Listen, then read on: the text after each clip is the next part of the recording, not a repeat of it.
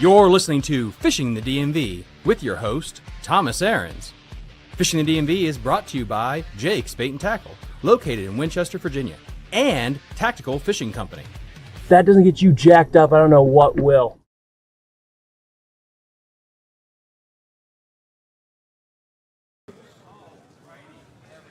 Having the mic in front of my face would help. What a fantastic morning. The problem with doing hardware is a lot of times when you're in depth with it, you go with the most complicated problem it probably is, and I did that, and all I had to do was turn everything off and turn it back on, and the audio worked. So of course, today that would have been the simple fix. But anyway, we are here live, and what we're going to be doing is going with a bunch of different fun seminars back to back to back. So without further ado, let's get to our first seminar here. Because I feel like I'm here to help you with any questions you have for me to make maybe life easier for you. But what I'm going to start off with is this little bait right here represents a chatterbait.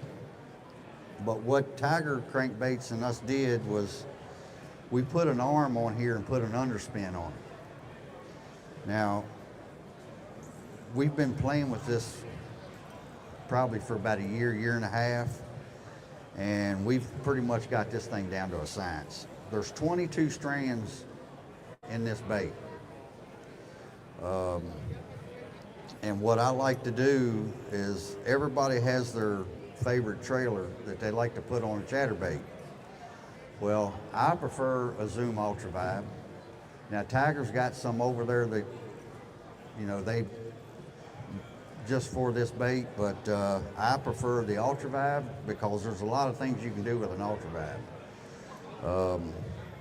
Now I don't know how you all rig your hooks and all that stuff, or your chatterbaits, but you can full body do it just like normal. But I'm gonna release a little secret today that a lot of people hasn't probably seen. But on the end of the hook of the chatterbait, think of it as a straight barb hook. Now I'm going to show you how to rig this chatterbait weedless.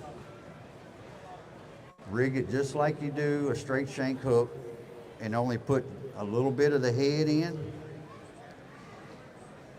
And what the head does, and they got a keeper on here, so I'm not going to take this off, but basically just like a straight shank hook, and when you get done, you can hook that thing just like a straight shank hook. You don't have to push it all the way around the hook, and what it does is it protects the hook. So if you're throwing this in a lot of cover, it's just like throwing a Texas rig worm into a tree. It's not going to hang up. And a lot of times when you're throwing in trees, your chatterbait likes to roll over and they hang up. This is going to prevent that. What it's going to do with these little kickers on here, it's going to keep this bait upright. It's not going to want to roll. Another little thing that the Tiger Crankbait, and with this underspin, and you have this arm that when it comes through structure and it hits a limb, what's that little arm going to do? It's going to kick that bait up. It's going to jump it up. You know, it's going to jump it up, and it's not going to roll over. And you can get these over at Tiger Crankbait. They sell them for $15 a piece. They got multiple colors, but this one is my favorite. This is the one I helped design, and check them out over at Tiger. Now, I like to crank also. And Tiger, if y'all haven't know much about Tiger crankbaits, these are custom painted crankbaits. Now this crankbait right here specifically is called a blue crab. Now any of you people that fishes the James know that there's soft-shell crabs in the James River. And if you ever see when the tide goes down, you see all them little bitty crabs running up on the banks. Well, this is what this represents. And this is Tiger Crankbaits 1.5. you know, if you don't have one of these and you fish the James River, you need to have one of these in your tackle box. And I will tell you this, if you purchase one of these and you go to the James and you don't catch fish and you see me, you hand me this back and I'll give you your $15 back, but I tell you, you will not be handing it back to me, because this thing, and it's a square bill, and if any of y'all know about square bills, you know, they don't get hung up a lot, so that's a technique that if you fish the James, that's a pretty hot crankbait for the James. But I will tell you this, getting back to this chatterbait, this is one of my favorite things to fish. I do a lot of stuff with this. I'll tell you that the other trailer I like to put on it, Zoom has what they call a shimmer shad. They just come out with it a couple years ago. They are, if you ever go fishing Lake Anna and if you've learned to skip under docks, I would suggest putting on that shimmer shad, because they skip a whole lot easier. And what that shimmer shad does is it actually takes away from the erratic movement of the chatterbait and keeps it more in a straight line, kind of like a flat-sided crankbait. And I have caught a lot of fish on this and a regular jackhammer with using the shimmer shad. But yeah, it's, you know, fishing is, you know, what all you want to make of it. You know, I've been doing this a long time. This past year was probably my better year. I came real close because I made nationals, and they took the top 3 out of 250 of the qualifiers in the Bass Nation, and they had to fish off, and the top 3 went to the Classic. So that was probably my closest adventure to getting close to the Classic. So I don't know if I'm going to continue doing a lot that I'm doing. Next year I'm going to be fishing the Cat Trail. But I do a lot with the high school kids. You know, I've been fishing a long time, so, you know, I'm getting older. So, you know, I'm helping another one of my sponsors, Jake Bait and Tackle, and, you know, they help the Frederick County Bass Club, and we have several boys that's made nationals, and we got one set of boys that are actually my boys, Caden Ryman and Thomas Newman. They've done made nationals. So, but yeah, it's, you know, it's just my way of giving back and showing that, you know, it's not always about you. It's sometimes you can take some kids and actually show them, you know, and because there's so much going on in fishing right now, as far as the high school, and you got the college, and, you know, then you have all the circuits out there. So, but other than that, you know, that's pretty much all I got for this seminar, unless you all have any questions for me. But you can find me over at Tiger Crankbaits. If you got any questions on anything over there, I can help you with that. If you see Thomas Aaron's up there at the entrance, say hello to him. He's a good guy. And if you've never watched Thomas's podcast, what I like about Thomas and the Fishing the DMV is they talk about what's going on here locally. I know when I won Ross Barnett in 22, you can go back in their history and watch, you know, their seminars and stuff and podcasts with people, and you'll be able to find me on there. It explains what I was doing at Ross Barnett, my techniques, and what I found was working for me. So, but, you know, if you don't, that's about all I have for y'all today. So I don't know if y'all have any questions for me or. What's the weight of your chatterbait and the size trailer you're matching? What size trailer is that? Well, This one right here, this is a 1/2 ounce chatterbait. They do have them in 3/8, but the 1/2 ounce, what I like about the 1/2 ounce, this bait, it'll actually rise a little bit more than a jackhammer, just because of the blades and everything. So if you throw a 1/2 ounce, it'll get a little bit lower than a 3/8, but it will rise on you. And what I do recommend, if you purchase one of these, the difference between this and a regular chatterbait is you have to wind this one slower. So, and I fish this on a 651. A lot of people like throwing a chatterbait on a 721. I prefer going lower, and reason being is when I start working my chatterbaits, all I want to do is I just want to feel the blade rattling that tip of your rod. And the longer you can keep a bait in strike zone, the better off you are. So that's another little thing. A lot of people throw it on a higher speed reel. I prefer throwing it on a slower speed reel. That way you'll get more depth and you have more feel, and you stay, I think, in my opinion, I stay in more contact with my chatterbait with a slower speed reel. So that's a good question. I didn't think about that, but. What size is that Ultra Vibe? Well, the Ultra Vibes, they're just, they're pretty standard sizes. I mean, you can get the big ones with the bigger flaps. And, I prefer the standard Ultra Vibe. Yeah, but so you can get them at Zoom. Yeah. So, but yeah, that's all I got for y'all today. So, thank y'all, and yeah, we'll see y'all later. Thank you. Yep. I'll go picking out a couple of things. Yep. What's this color called? I don't even, yeah, just ask for Ricky Special. I'll get you over at the booth. All right. Do you use that river, lake, anywhere? Yeah, you can use them. You can use chatterbait in the river. You can use it, on lakes. Is that your favorite color for? Oh, I designed this one. All right. Yeah, this is the one.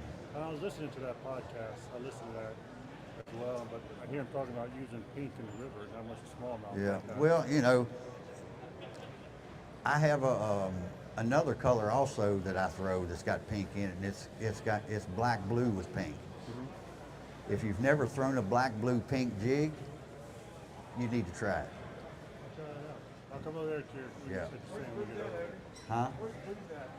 It's down, not this aisle, the next aisle, up on the right. Thank y'all. Uh-huh.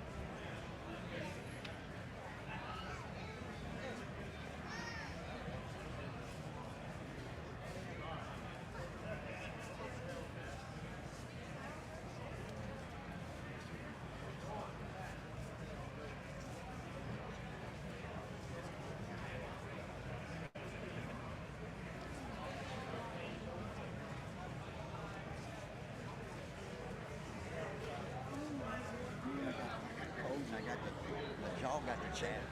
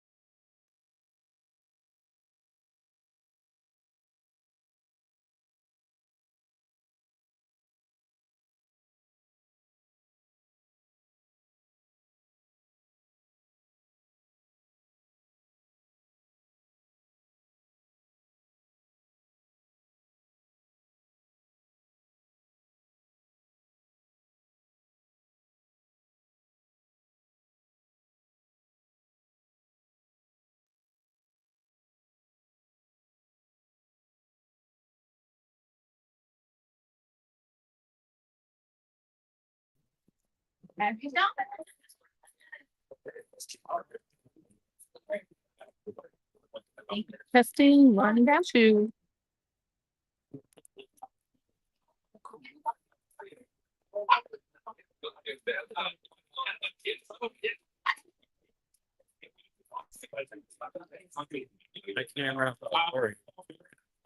Which camera? This one?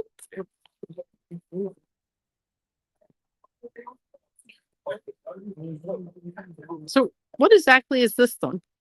It's the yeah. What's up? Shall we? Let me take that.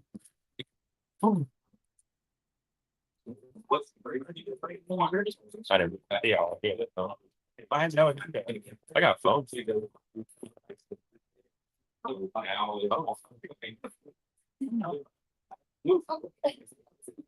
Yeah, it's gonna be grainy, I guess. You just need bad eyesight and it looks perfectly fine. You're not gonna ruin your cell phone. Why? Why are they laughing? That's funny. All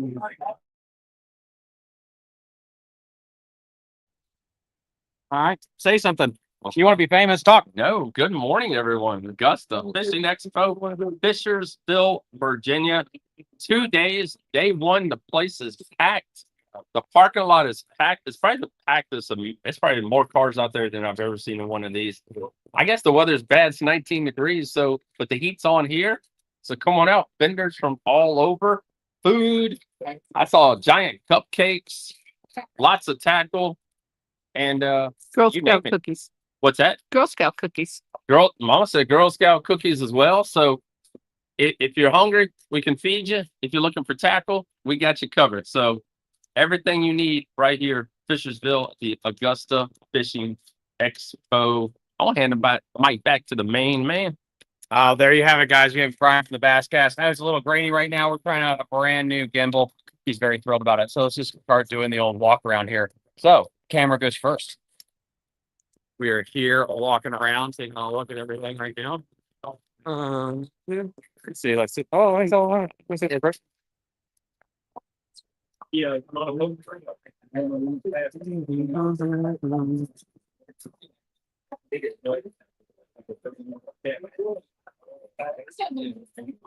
That looks better. Somehow. That guy's app. All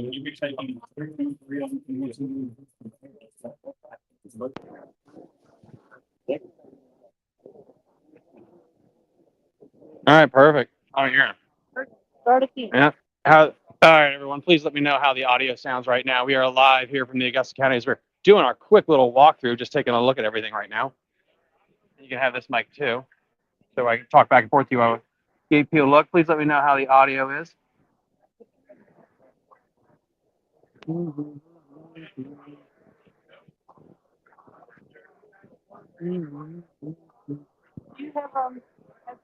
do you know what the audio sounds like? I don't know. Too bad my wife blew us off. We're just gonna go with green right now because I don't know why I'm doing it.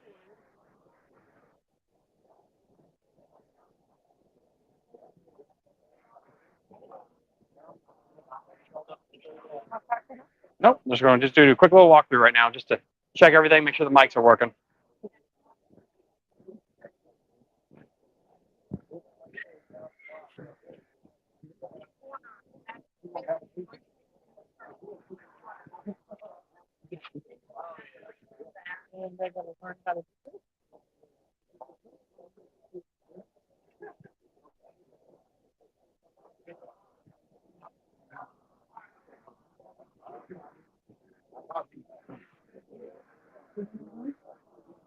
That's looking really good right now. All right, look at all these baits here. So right now what we're doing, guys, just a quick little walkthrough, just a little POV, just so everyone can take a look and see what's on there. Please let me know down below in the comment section below, what are you looking forward to seeing the most right now?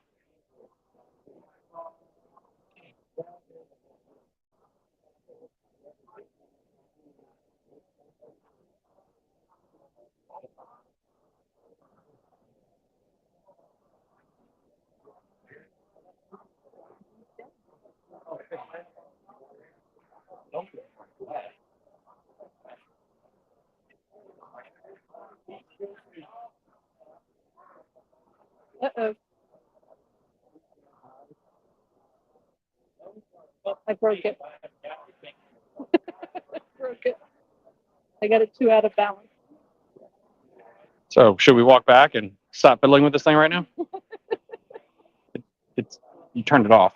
I did.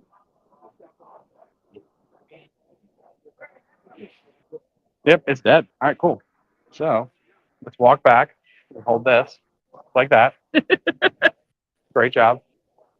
I did. It warned me. Now, what happens when you get a 98-year-old fiddling with technology? This is why they say when you're doing these kind of live streams, always practice outside of here with new You technology. never read the directions, did you? Oh, I read the directions, but never had a chance to actually use it. You never use it live the first time.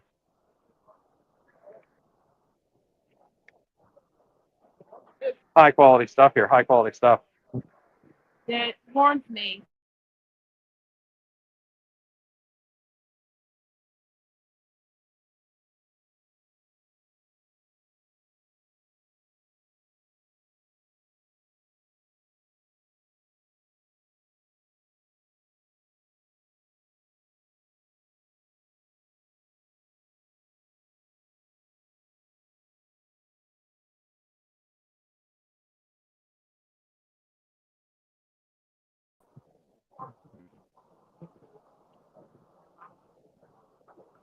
Good idea right there.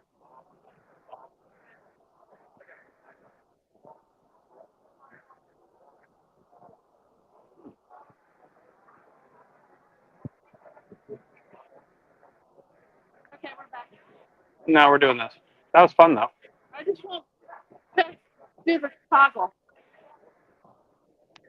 If you make it too out of balance, it shuts itself down to protect itself.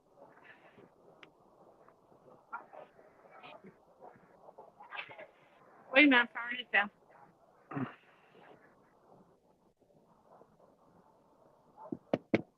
That was fun. We learned a lot. We'll do it again next time. Are we live? Let's walk this way.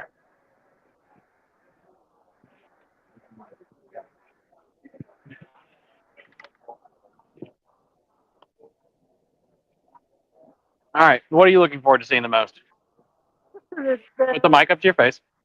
Looking forward to seeing the baits that have been created, not mass manufactured, but are individually created by local fishermen. I agree with you there. Let's keep going. Hold the camera down. We don't break it.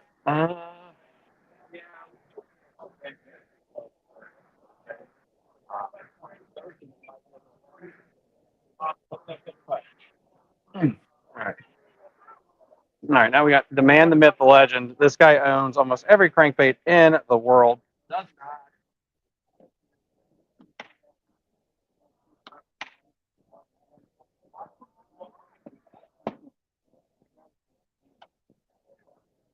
Mm.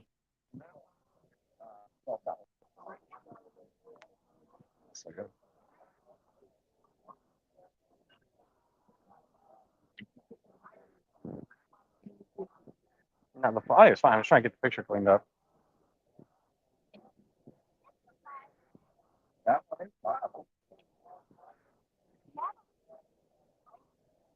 Which, I don't know. It's just technology. You don't. No, we're good. Have you bothered cleaning the lens of the camera? You want me to try plugging it in too?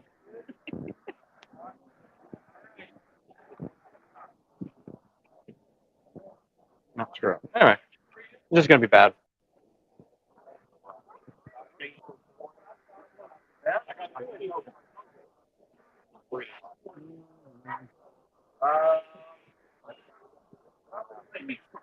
It's good now. No idea.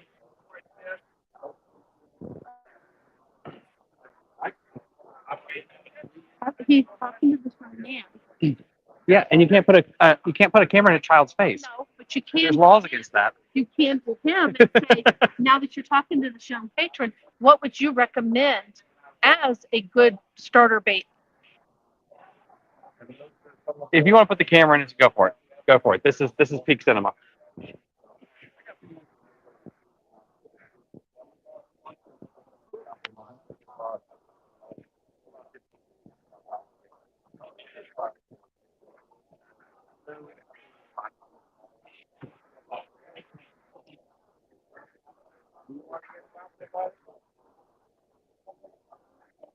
If you have any bad quality, it is on your end, it's not on our end. Everyone else is saying that the quality has been good so So I far. saw you talking to one of our younger.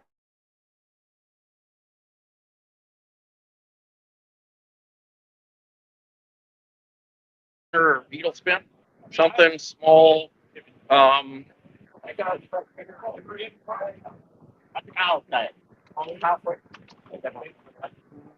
maybe I don't. I had a few last week. Yeah, little jig like this. So just and you put a little spinner above it. Basically what a beetle spin is, they have some type of sometimes you have like buck tail on them. So you have little crappy jigs, that type of thing. Yeah. That's what I'd start with. Roadrunner looks like it's got a little nose to it and a little leg that spins underneath it. Yeah. And throw it out and you reel it in. And they come in multiple sizes. I throw a bigger one. That's for sure.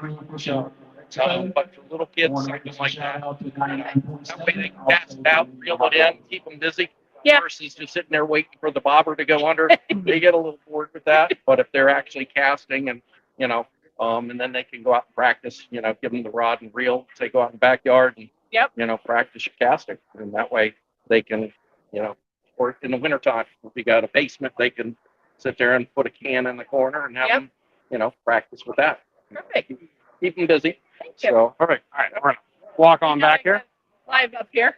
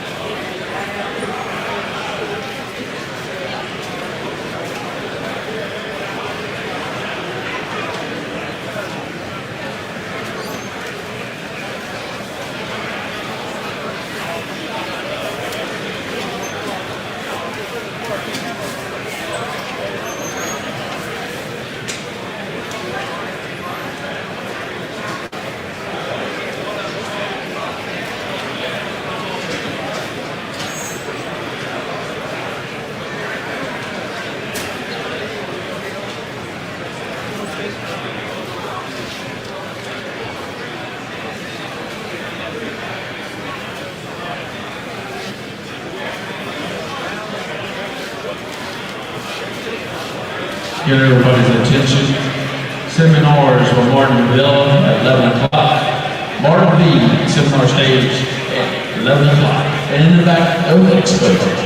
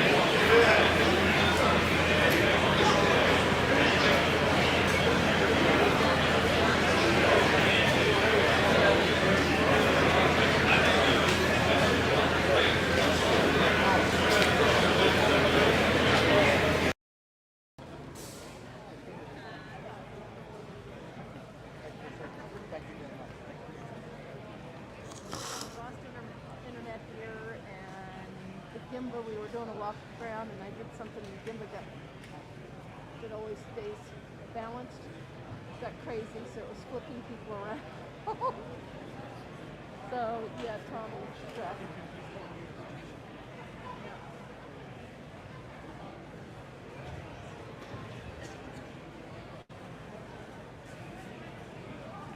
Alright, bye. I'll take care of that.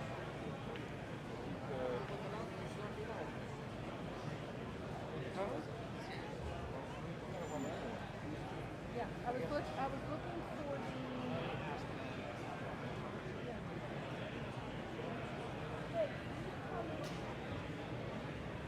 Hi. Okay. Just ask Dylan what we can run for. That's the next thing.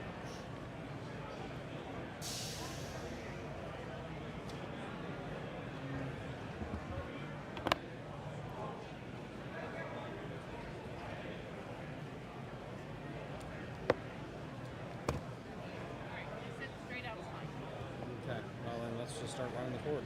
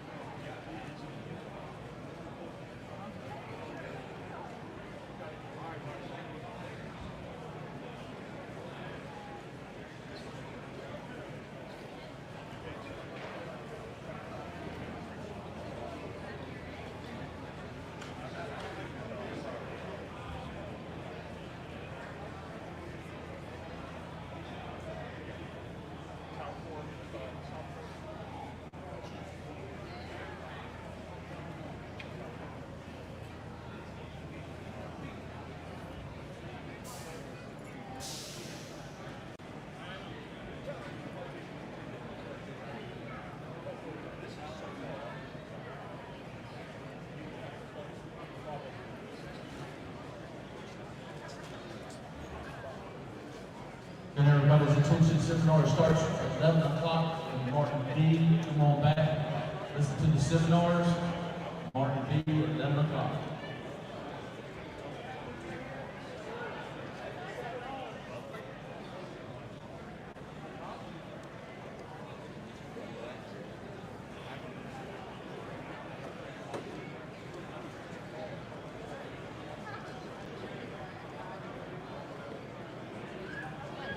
On the printer.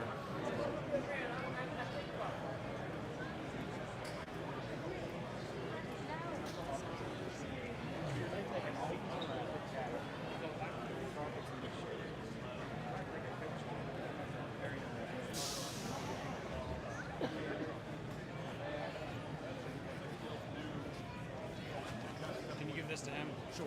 I'll get you hooked up. All good to go. All right, brother. Thank you.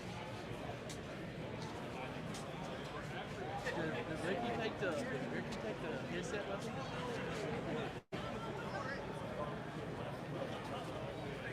Oh, here it is. What is that? You like my little setup?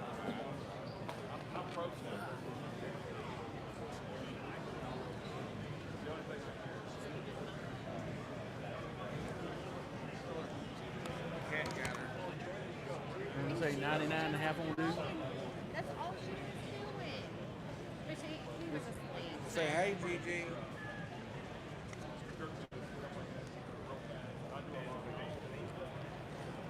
Huh? Hey, we got the dip. Just give me one, two. I know you. Why does that thing cuts off all the time? The unit cuts off.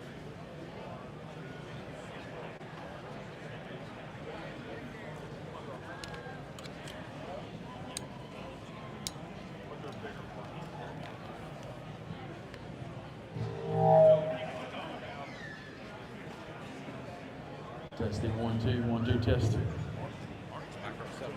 I know. Somebody tell me you got a whole lot of people over here. Go ask if he's ready. I know. I just told him, was he ready? Oh, he's talked to my members. He's back there talking to a couple of your guys. I know. Yeah. I was gonna say, Mr. Cash and Robert. Yeah, they just come around. Matter of fact, Robert just bought a bottle of skeeter beaver off of us. Stick in his tackle box. And that's Mr. Cash. Mr. Cash beside him, yeah. Mr. Cash is the oldest one in my club. He's 85. That's the one that Randy said could fish like that. Oh yeah, he outfishes all of us. that's what Randy did. Yep. You know, them guys quit the club, been with me 18 years, and I haven't heard nothing from him. I see him every day. I mean, it's like when he got nothing to say nothing about his wife. But I'm saying when he got with her, he like changed totally. Yeah, I didn't know him before, but yeah, I know her. And Randy Hyden fishes with him. We used to fish together, and we was tight. And I know he left the club because of Randy left the club. I think Randy considered the lead too, but I don't think Randy Hyden is happy. But I don't know. I haven't seen him. I mean, Randy Fairbank's been with me longer than anybody, 18 years. Hyden been with me for 15 years. And they just, well, you know, you wanted to fish something else, that's fine, but stay in contact with somebody. Yeah. Yeah. Seminar starts at 11 o'clock. Come on back. We got a couple of vacancies still open. Come on back. 7 o'clock. I know. That's better. That's better. That's better? Yeah, people can understand you now. Yep. Thomas.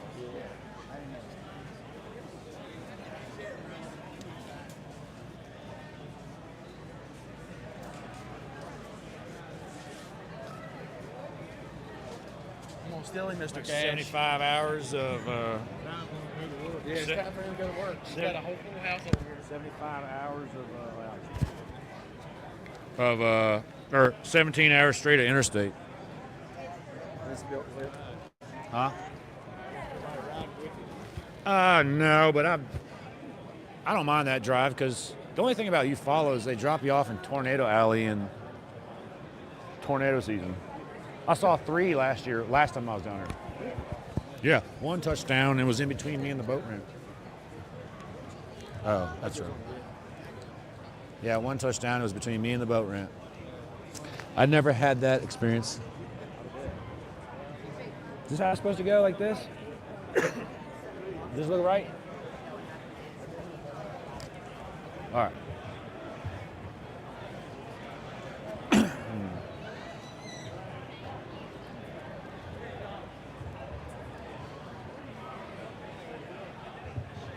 How y'all doing today? I'm Mark. Pleasure to meet y'all. Everybody here. I don't talk to you.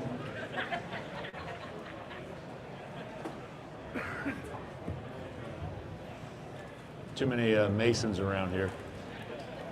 I need to go back up. You don't hear him? Go look. Yeah, right there is fine.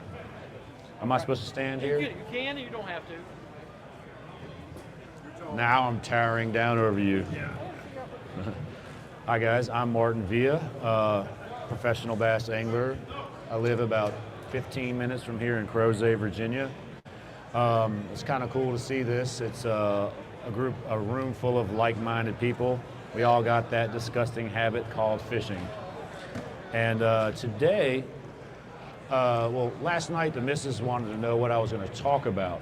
And I wasn't really sure, but there's one thing we all love is big bass. And it's funny, us bass fishermen, we measure our bass by weight, as where the fly fishing world, they all measure by inches. And so I remember staring at the TV years ago and watching them fish up at the St. Lawrence River, and they're catching these 6-pound smallmouth. And so, of course, I'm an addict, and here in Virginia, a 6-pound smallmouth is an absolute monster. My fishing partner, he's over there by the boat right now selling the rods. He come up with me, and we caught a 5-pounder that was 18¼ inches long. And yes, it's a 5-pound smallmouth, but I felt like I was robbed, or we were robbed, because a 5-pound smallmouth in Virginia is going to be like this. And so the whole point of this discussion here today is us bass fishermen, we measure by weight. And if you want to catch the biggest bass of the year, it's got to start from right now till May. And then after that, those 9-pounders go back to 7 pounds.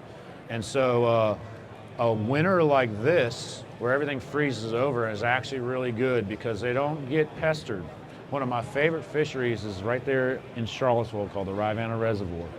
And every year that thing will freeze over for a month or two, and as soon as it thaws out, all those big-bellied girls become very dumb. And so as a bass fisherman, that if I only had 1-pound bass to fish for, I would still fish for them. But we know that the crown jewel is the double-digit fish. And that's a very hard thing to catch in the state of Virginia.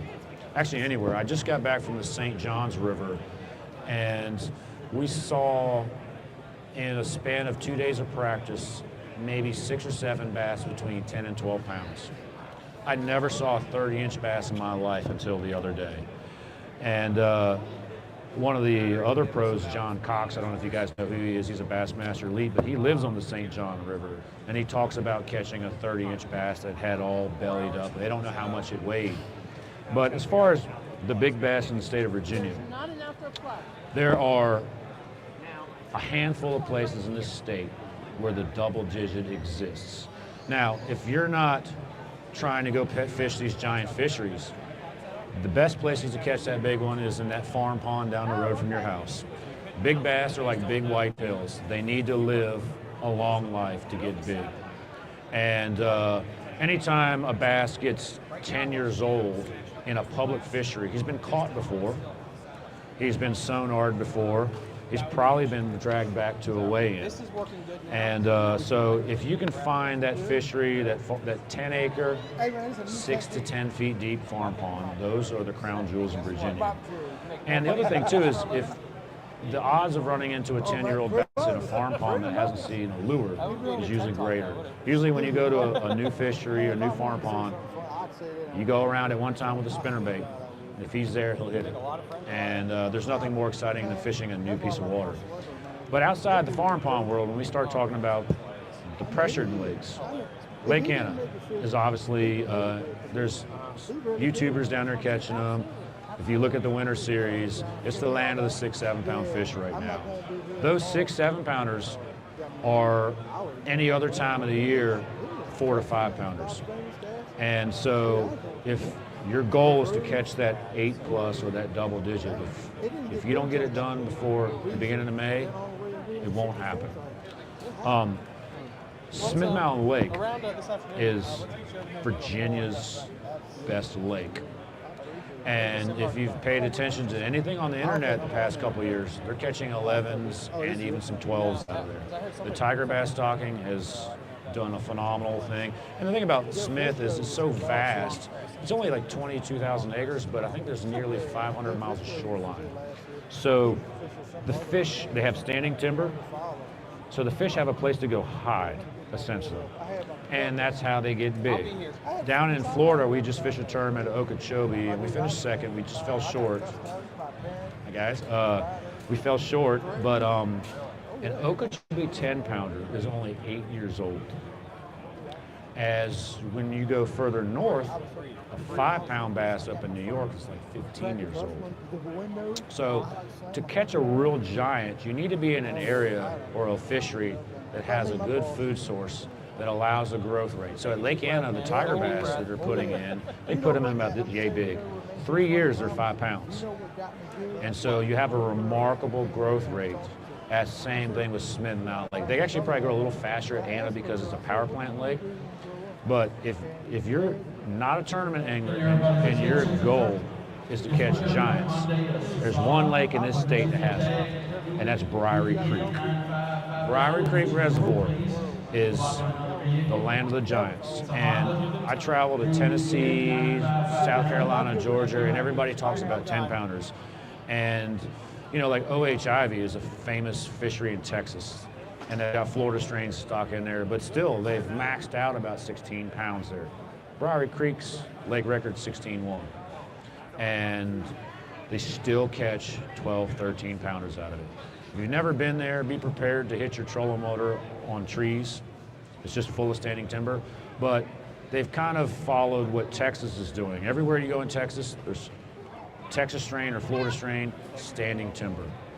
And what is shown is if you just care about your fishery, if your state cares about your fishery, that you can grow them. And so if I was to pick one lake in the state of Virginia to fish for just big fish, hands down it'd be Briary Creek. Now, there's a tidal fishery that we have here. It's called the Chickahominy. And if you're a bass fisherman through and through, there's no greater place to fish.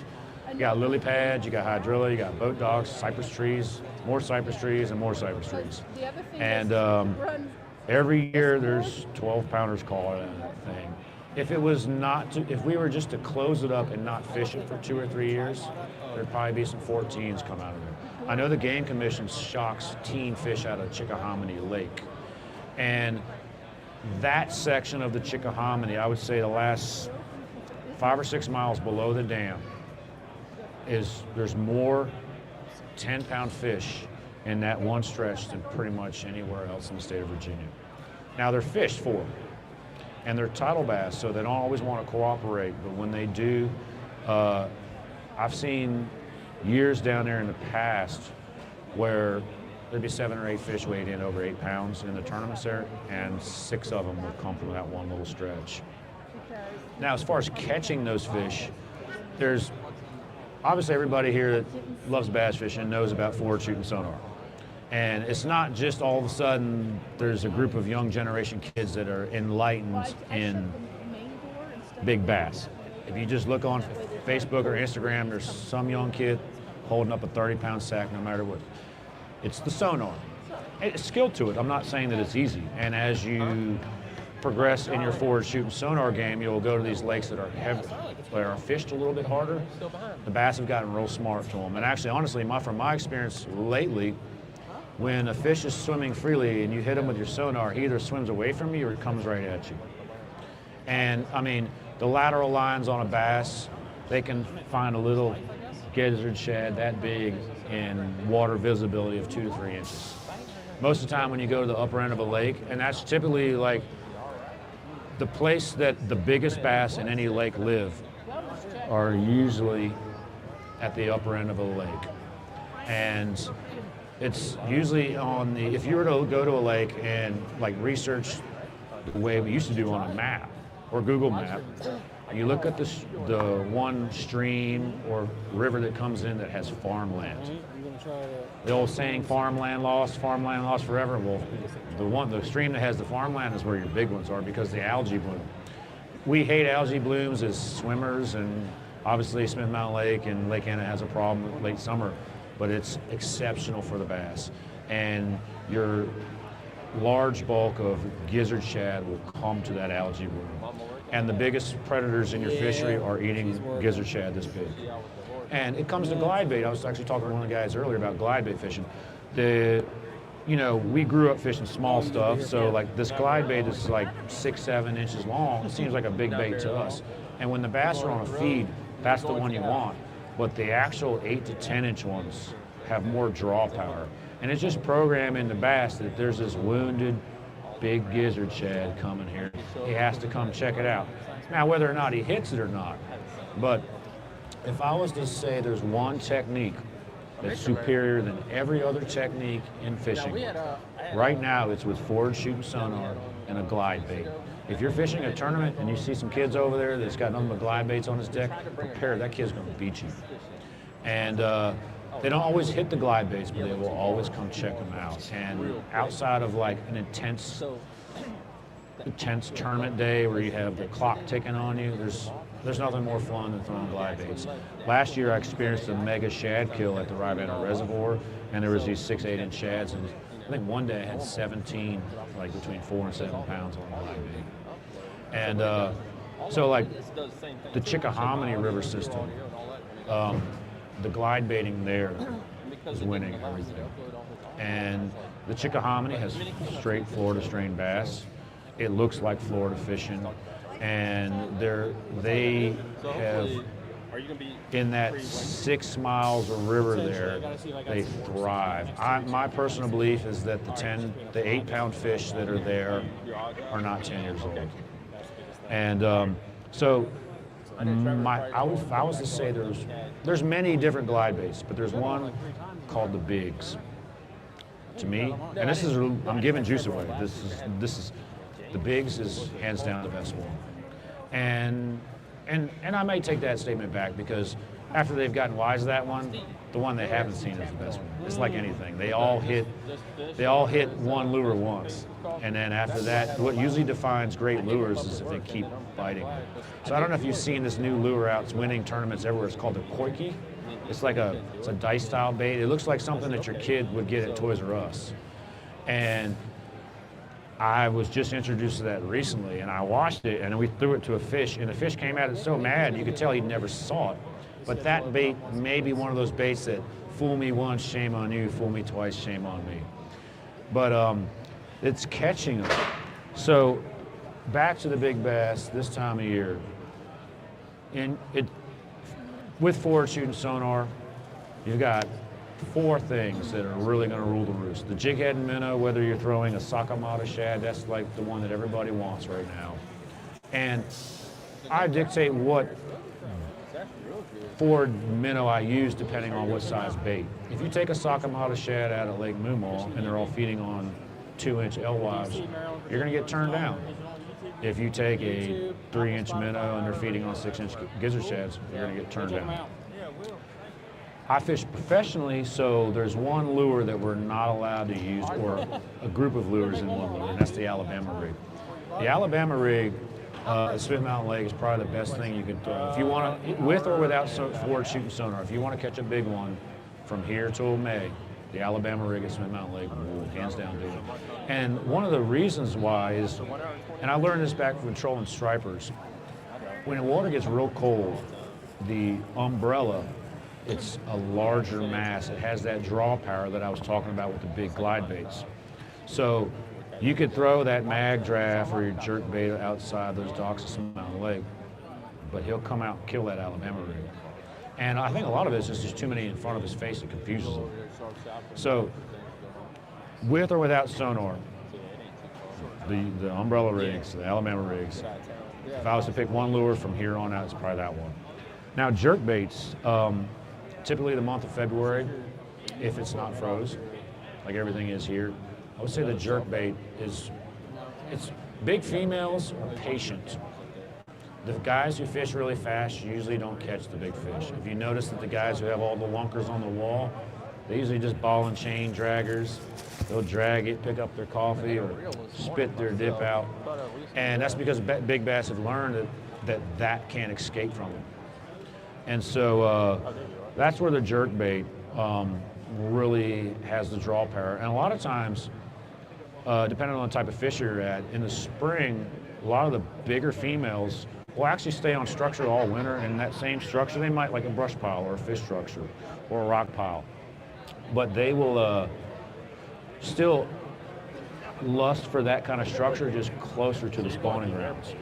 So if you've got a big brush pile the size of this sitting area, you can drag a ball and chain through there, you can throw an umbrella around, but a jerk bait laid over top of that and just forgot about.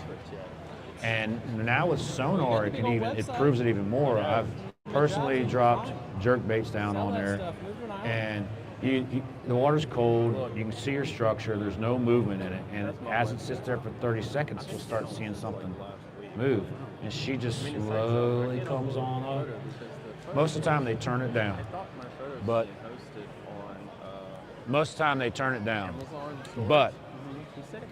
if right before, one of the tricks that I've learned is as she comes up, and this is, you're only gonna know this if you have the sonar, as she comes up, a jerkbait, we're taught to just jerk, jerk, jerk. That's how it always was. The more I've gotten in tune with it and the more I've watched the sonar, the best retrieve you can ever use on a jerkbait is just throw it out there slowly, wind it, stop it 3 or 4 times by the boat. That's the best retrieve. Sometimes the double jerk will charge at it. Other times it spooks them. But as that fish comes rising up, right before it becomes one with the lure, just pull. And that's usually when he'll come in. If he doesn't get it right then and there, odds are he's going to follow it all the way back to the boat and you won't catch that fish. So, and Smith Mountain Lake is one of those great lakes. Do you guys ever fish Smith Mountain Lake? Oh, cool. I mean, it's the crown jewel. Where do you fish? We're going to keep on keeping on here. All right. Oh, where, you live on this side of the mountain or the other side? Yes, sir. Montebello. Give my best. So you don't have any big Mill Creek Reservoir. There's some big ones there. Yeah. Well, Smith Mountain Lake's the heart of bass fishing, and it's the heart of tournament angling. Major League Fishing heavy hitters was there last year. But you think about Smith is water clarity. And as you know, them big girls got Popeyes on them, so they can just come up there. And I swear to you, if you get one right under the trolling motor, you can see her eyes. She'll put her eye up on there. A good video to go back and watch was Alton Jones Jr. They were fishing heavy hitters years ago, and he had a 9-pounder on the bed. It's a $100,000 fish sitting there, right? And I found one at Smith Mountain Lake last year, but I was off 2 days before. She pulled off the bed, she wasn't there. But one of the techniques we use for bed fishing is you take a big swim bait and take the hook off, and you can work her up and get her all worked up. Well, he's got his GoPro right here, and he's winding this big mag draft through there, and that 9-pounder just decided to come and just, eats it right at the boat. And he's like, oh my gosh, this is the dumbest thing I ever did. Well, so then the very next cast, he shakes it off. Very next cast, he puts his treble hook on there, fires it back over. The bass eyes up to the hook underneath it and followed it several times. This is all on the internet. You can Google this.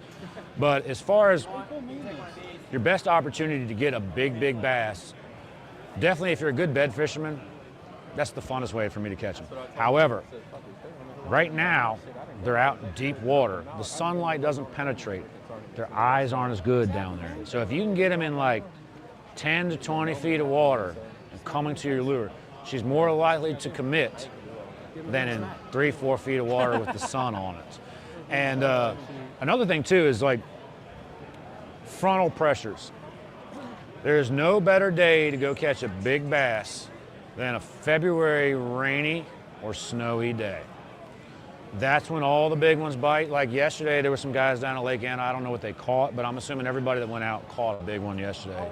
And it's the same thing with like brown trout and other species. But like when we go to Lake Moomaw, if it's going to be a cloudy, nasty, spitting day, I know we're going to catch them.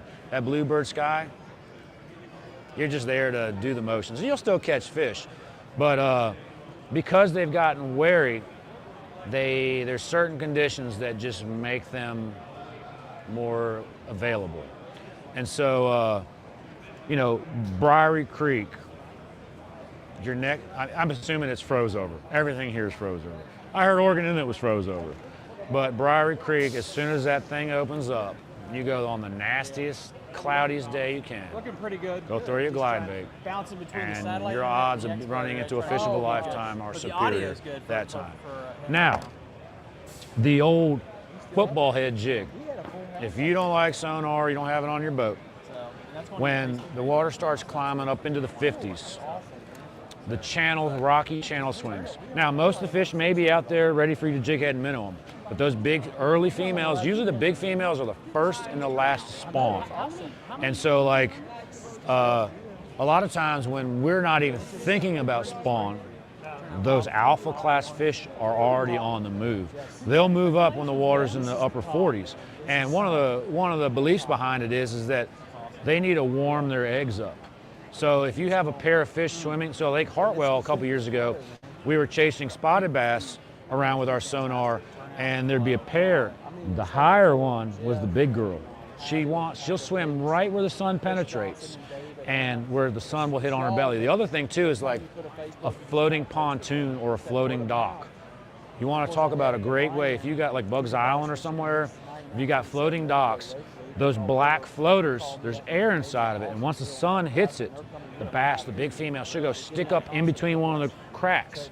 And usually those fish, as the day progresses, they get really mad. It's like an alligator. In the morning, if it's freezing, the alligator's like this, or the iguanas are falling out of the trees. But once it gets 70, that alligator's a different animal. It's the same thing with those big females around floaters. They'll tuck themselves in there, and she'll just sit in there, and my favorite thing to throw on them is a mag draft. They knock slack in. And the alpha class fish. And so every fishery that you come to, there's one type of target that female is going to go put her belly up on. Standing timber is a good one. A piece of wood, 2 or 3 feet down where the sun penetrates, that wood's going to draw heat. She's going to put herself right there. And usually when I'm in that warming stage, anything that comes by will hit. But you know, they're cold-blooded animals, so as she warms up, her mood changes too. So Smith Mountain Lake, if you go there, there's stationary docks. It's funny, in Mint Springs Park, they had to drain the lake down to build 2 docks. And I asked him what he was doing. I said, what are you doing? And he said, oh, we had to drain it down to build 2 docks. I said, well, do they drain Smith Mountain Lake? He went, no. So anyways, but Smith Mountain Lake is a bunch of stationary docks. However, most of them, there's a little floater at the end of it. And as you notice in the spring, that's where she's going to be. And a floater on a point with sun on a warming trend. She'll tuck up in there. And the thing is, if you get up to it, a lot of times the first bluegills that show up will be in there. One of the tricks that I've learned, especially at like Bugs Island, or just fishing anywhere with floaters, if you see where it's brand new and cleaned off, yeah, there can be a fish there, but you want to see that inside the water, that layer of green slime. Those are the ones. The shad come in there and feed. And then actually, as the spawn progresses, the shad will spawn on the floaters. So like, man, we've killed it down there at Bugs Island over the years. When the shad spawn goes on, yeah, they're on rocks. The floaters are the targetable fish. And the thing about the floaters is that shad spawns usually end in the morning. So if you got a good shad spawn, like when we fished the Bass Pro Tour, we wouldn't start till 8 o'clock.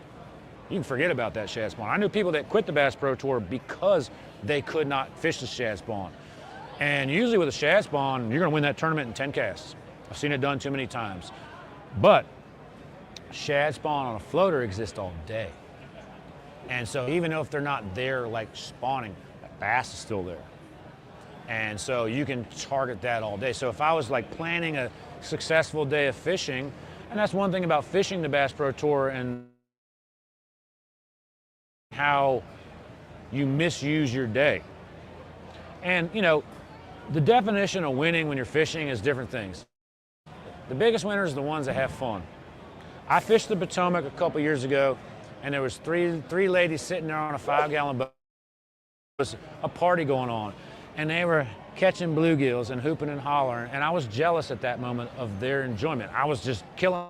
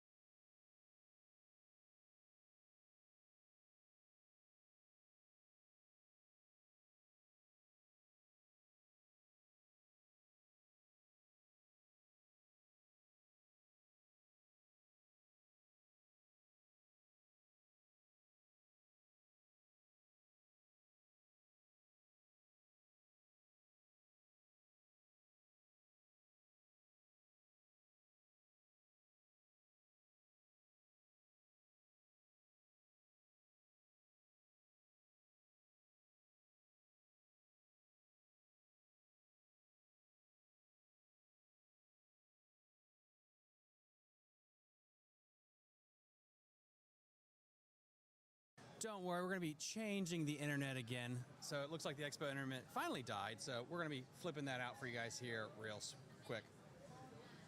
Please hold.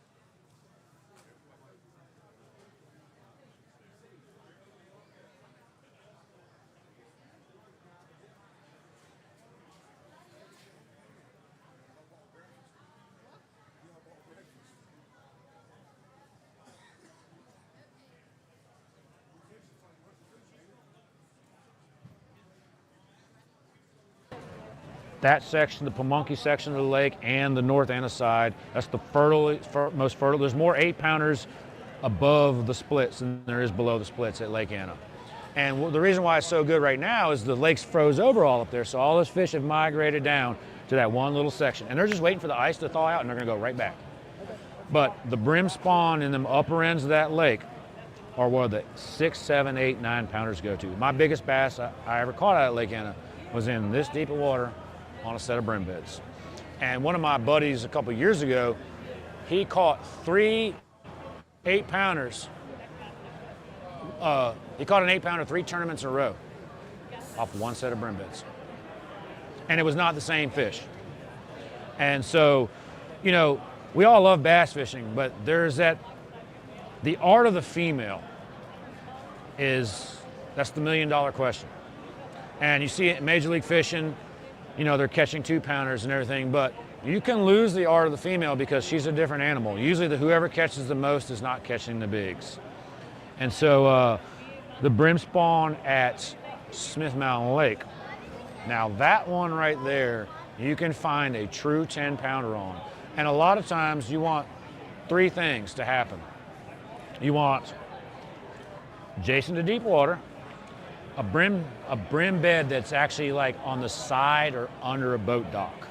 because the visibility is so clear. Like, I remember years ago we were sight fishing a bedding bass at Smith Mountain Lake, and we power poled down, and my buddy said, look, there was a bass flaring up because the power pole went down into another bed. So he was flaring, she was flaring up on the, and I was like, oh my gosh. And before I could make a cast, he picked the power pole up and spooked the fish off it. But if you find a brim bed under a boat dock with about that much water, next to deep water, guarantee you that biggest fish in that entire creek is sitting right there. And, you know, usually when you pull up and see them, that's not the time to catch them. Let her sit, give her 30 minutes, give her an hour, or the next day come back and get her. She's not going anywhere. She will sit there, and the time to target that, the brim are like the bass, new moon, full moon. You'll see a set of brim beds, it's empty. Pin that spot. Get a moon phase. They're usually there for about 5 or 6 days. Get a moon phase, they'll show up, the bass know. So full moon, new moon, the bass are like, I'm going for that brim. You have your herring chasers, your shad chasers. The big girls, they're lazy. That bluegill spawn. So, you know, as far as catching 3 to 5 pounders, you can do that anywhere on any lure.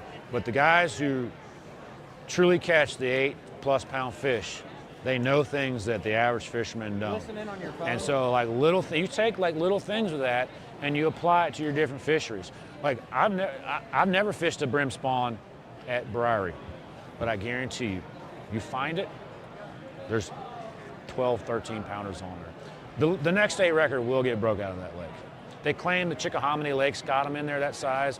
I've heard talks of Albemarle Lake years ago, them shocking a 15, 16, 17 pounder. I tried for years to catch that fish. I don't know if it existed or not. But the true art of the giant female is different than just bass fishing. And so, and I applaud people that are trophy hunters. There's a guy that we see up at Sugar Hollow Reservoir. I don't know if you guys trout fish. Sugar Hollow Reservoir, I've had some of the best days I've ever had bass fishing in my entire life. There's a guy that goes there and throws guide baits. He claims he's caught him up to 14 pounds out of that. It's a trout stocked lake. You can't put a boat on. That's where she would grow. I've caught him up to 10 out of there. And the biggest one I caught was on a set of brim beds. And actually, I didn't know the brim beds were there. We were waiting, and there's a bunch of trees in the upper end. It's only like a 60-acre lake. There's a bunch of trees up at the upper end, and pretty much, if you could get a worm out to that tree, you're going to get a 5+ pounder. I really appreciate it. And anyway, so I'm walking, and it was like this. And then all of a sudden, I'm climbing back up. And I was like, there's all these holes. And I could look down, and there was a bunch of pumpkin seed bluegills or something there. And I recognized what I was standing on. So we went back, left it there. My next cast of that brim bed, I caught that big one.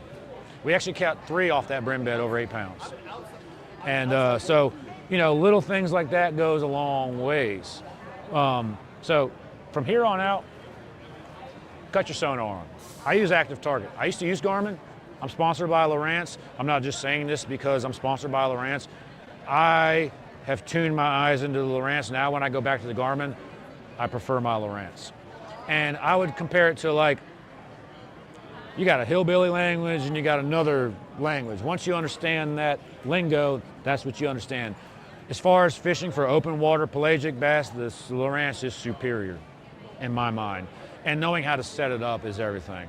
But right now, as soon as your lake thaws out, right now from here till May, hands down, sonar season. There'll be more 8 to 12 pound fish caught in the state of Virginia in the next 2 months than there will be the whole entire rest of the year. SML, that's where you go. That's the one big hole. I got a picture, fella he sent me 2 days ago. He caught an 8.5 and a 4 on an Alabama rig, same cast. And so,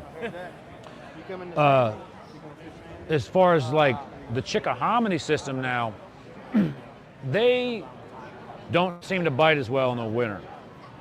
You would think, like most of our fisheries, the winter fishing is the best. You're not going to catch 30-pound bags of Lake Anna except for this time of year.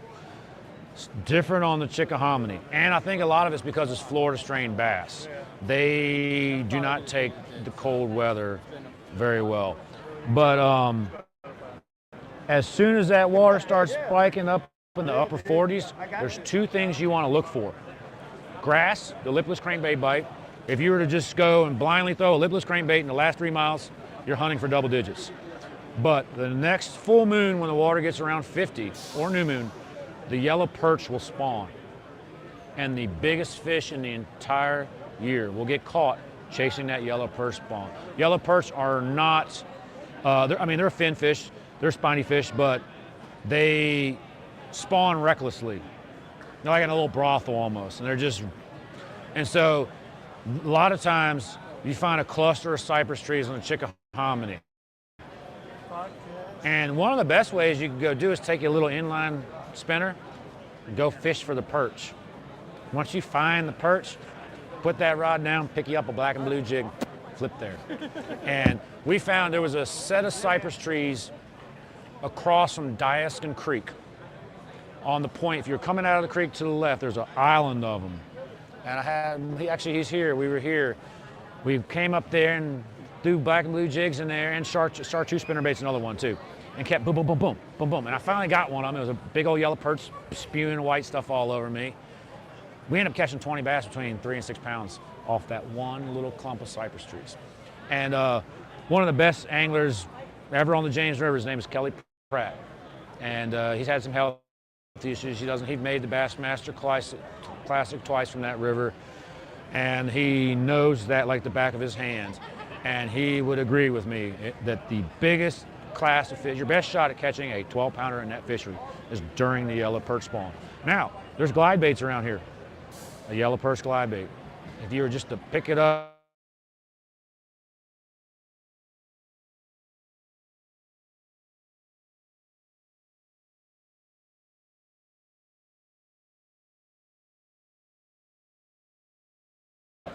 I used to think that it was luck. Difference between a 3 and 5 pound fish is luck.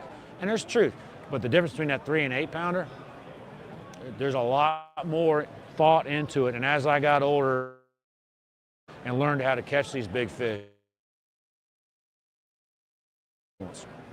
and don't knock the old ball and chain. Old ball and chain. And typically, a lot of times, like as they get spawning, when the first initial spawn happens, if you take whatever big point that comes off that spawning grounds and go to the tip of her, where you think it's even too deep, that's for your big one. Like I said, the big ones spawn first and last. So, your north side of the lake, where the water gets in the upper 50s, 60s, is where it happens first. But as the tail end of the spawn comes, where the other big ones come up, the south side of the lake, she doesn't need sunshine. She needs a cooler environment because it gets too hot for her. So the bluff walls, boat dock, somewhere where she can hide and only get partial sun. A lot of times she just needs morning sun to make it happen. Those ones are usually, because they've been putting their weight on for another month longer than the other ones. So a lot of times, and then the big ones don't like getting up super shallow. She can just swim in off that channel, drop her eggs, and go right back out, live her life, and survive. So, I hope all that, as far as catching big bass, those little techniques are the difference. You want to catch 8+ pounders? What I said is what you got to do. Now, there's a bunch of other fisheries around here.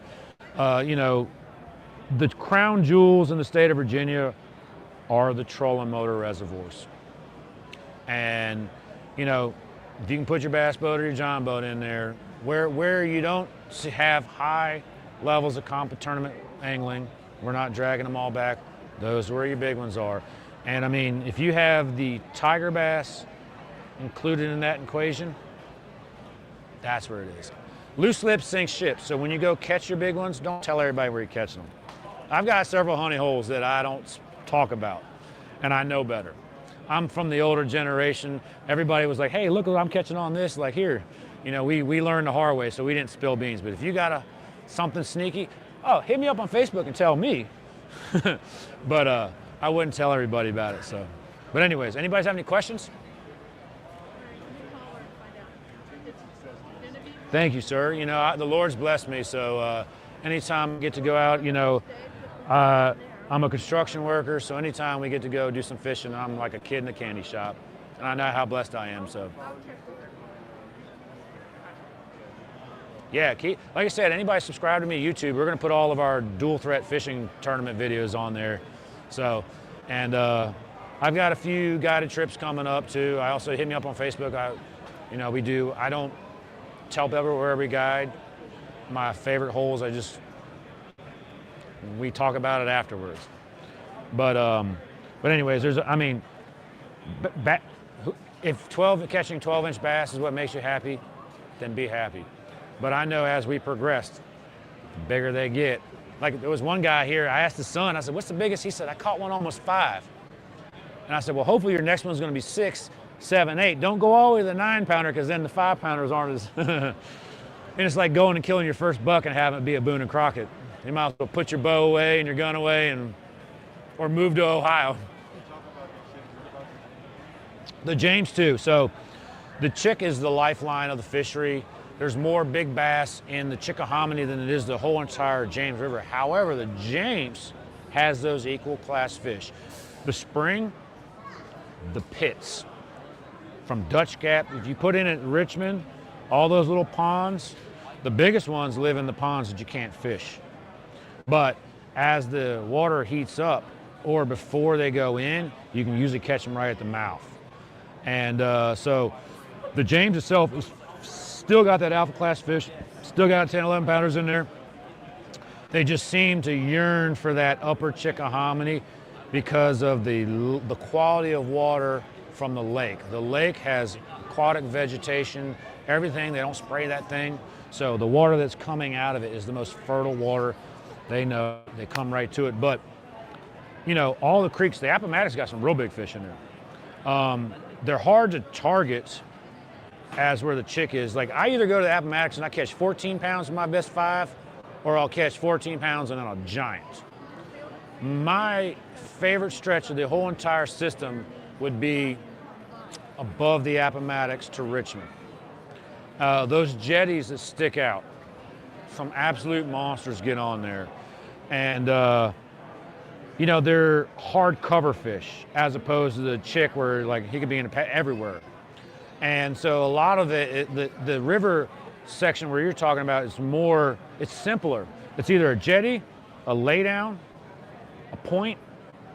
You don't have to decipher through all of it. And I will actually say that the average size fish is bigger in the James than it is in the Chickahominy. The Chickahominy is the nursery, but the big girls live in there too. So, Herring Creek, great place to catch them. Chip Oaks, great place to catch them. If you like flipping cypress trees, April, beginning of May, before they drop, when they're pulling up spawn, and when they spawn, you can catch a true donkey in Chip Oaks creeks. You can catch a true donkey just flipping any cypress tree in the James River system. That thing is a different fishery than everything else we got.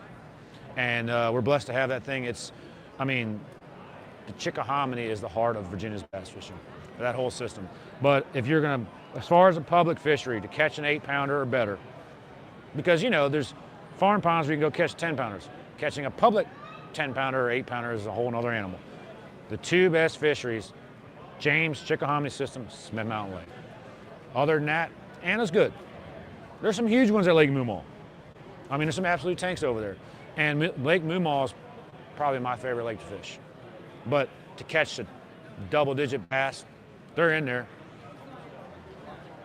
Yeah, you can go there and glide bait and levitate some absolute giants. The water clarity makes it hard. Plus, the largemouth, the bait fish in there is an alewife. So it's a real small bait, and it's like a trout. So a trout that's honed in on a little small insect, his eyes are so tuned in. So like 3-pound test line is too big for a size 18 fly. It goes the same thing with bass. If they're honing in on a little 2-inch bait, then they're looking at your jig head and everything else. As where they're honing on a brim or something, they're more fixate on a profile versus everything else. And so Moomaw's got some absolute giants, but you mix in small bait and clear water. I've seen some 10, 11 pounders in there. I know of some that have been caught. As far as smallmouth though, there's some straight up tanks in there. And Smith Mountain Lake's got tanks. Claytor Lake's got tanks. And actually Claytor Lake, outside of the spring, your best chance of catching a 5+ pound smallmouth is probably in Claytor Lake. A lot of the guys actually, if you go like late summer, they go and fish nighttime with midnight specials. They'll get 2 bites. They're going to be 5-pounders. And actually, I think Claytor Lake actually weighs more citation smallmouth than anywhere else in the state. But Lake Moomaw is definitely the gem. We caught one last spring on a jig head in the middle, a little over 6 pounds. That's a big one. But Moomaw's full of 3 to 4 pounders. It's a super fishery. Thankfully, it's not built up. It's a gem. I don't know if you've ever been there. If you've never been there, if you want to find me on a lake randomly, that's where it is. I don't tell people that on the internet. My home lake's Lake Anna, but my home's in the mountains. I'm a mountain boy. So, but anyways, thank you all for listening. I hope you guys learned something. And I'll be out here again another hour some point in time. Success to you, sir. Yes, thank you, sir. Yeah. You got a card or anything? Or just Facebook, Instagram, whatever. Just hit me up. brother-in-law. Oh, gosh. I wouldn't go around telling everybody That's that. why I didn't say anything. You need to get a little makeup before you get up on the stage, too. I know, We I gotta know, freshen you up I a know, little I bit. know, I know. Hey, how do the fish do on a hot side of Lake Anna? Do they They're get small. large? Yeah, they do, but they're not as big. The cold side is by far the best. Is it the temperature just? I think it is. I think it has something to do with it. Yeah, but And the volume of fish is greater in the hot side. There's so many. You can go catch 100 of them. big dinks in there. Yeah. They catch some big ones in there, but the cold side's superior. Yeah. Terry's Run was our favorite. Yeah, the cold side's way superior. Like I said, I caught bass. I pulled a lizard out the water in mud. The water was so thick, it looked like mud. You got, hey, you guys want to, I mean, I know you guys always fish there, but I'll cut you a good deal. You want to go do some shiner fishing? See, what I do is I tell everybody, oh, there you go, that's Memo right there. Look at that big tank right there. How big was that? 600. Oh, hey, look at this spring. I got that one same day. This is moving. I don't talk about it. I always knew they were the fish when they were coming.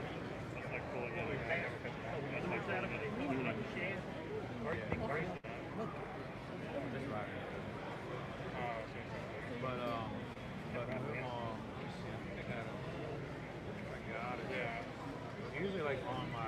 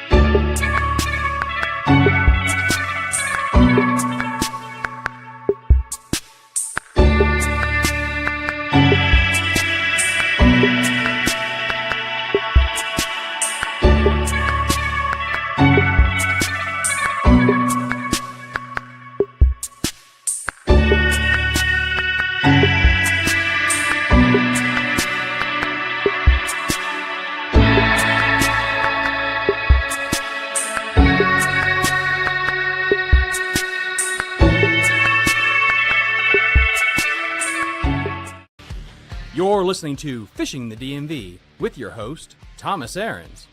Fishing the DMV is brought to you by Jake's Bait and Tackle, located in Winchester, Virginia, and Tactical Fishing Company. If that doesn't get you jacked up, I don't know what will.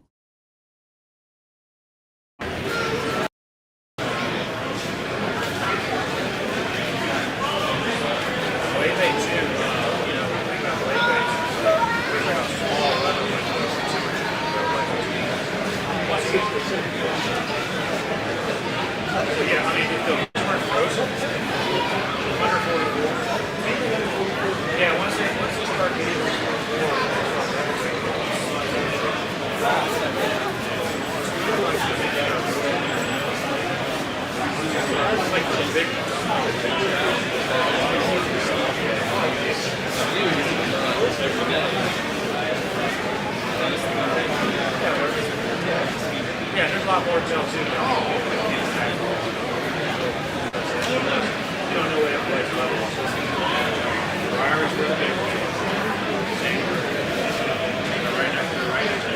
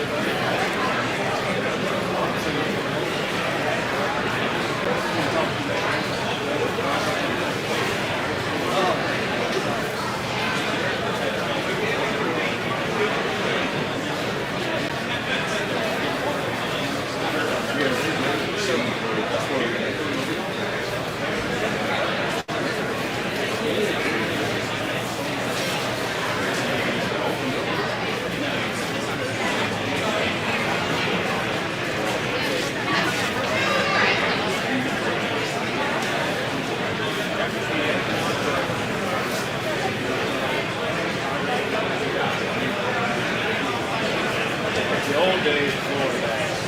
Now, I'm walking around.